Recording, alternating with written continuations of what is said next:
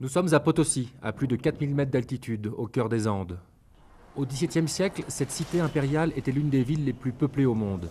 Avec plus de 200 000 habitants, elle rivalisait avec Paris ou Londres. La raison de cette fabuleuse expansion, cette montagne magique, le Cerro Rico, qui domine la ville. Symbole d'abondance du temps de la colonie espagnole, aujourd'hui ressource principale de la région, le Cerro Rico est fatigué, après des siècles de surexploitation. Il y a 4-5 ans, il y avait des fissures de cette taille. Aujourd'hui, elles sont beaucoup plus importantes, ce sont de vraies fentes. Tout autour du Cerro Rico, il y a des effondrements, des éboulements. Les effondrements de ces derniers mois ont considérablement détérioré le sommet de la montagne.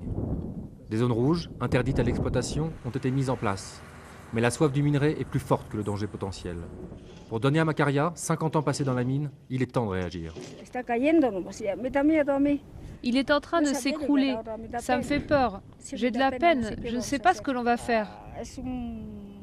Le Cerro Rico fait partie de notre patrimoine. Il faut arrêter de l'exploiter.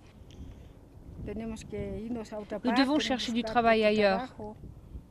Il faut préserver le cerro.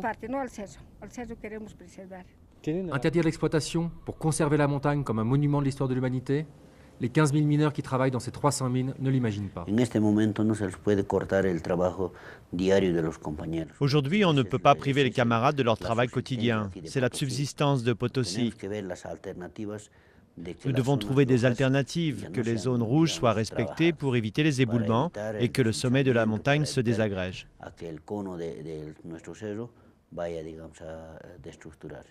Une table de négociation s'est ouverte pour tenter de limiter l'exploitation et trouver des solutions techniques pour sauver le Cerro Rico.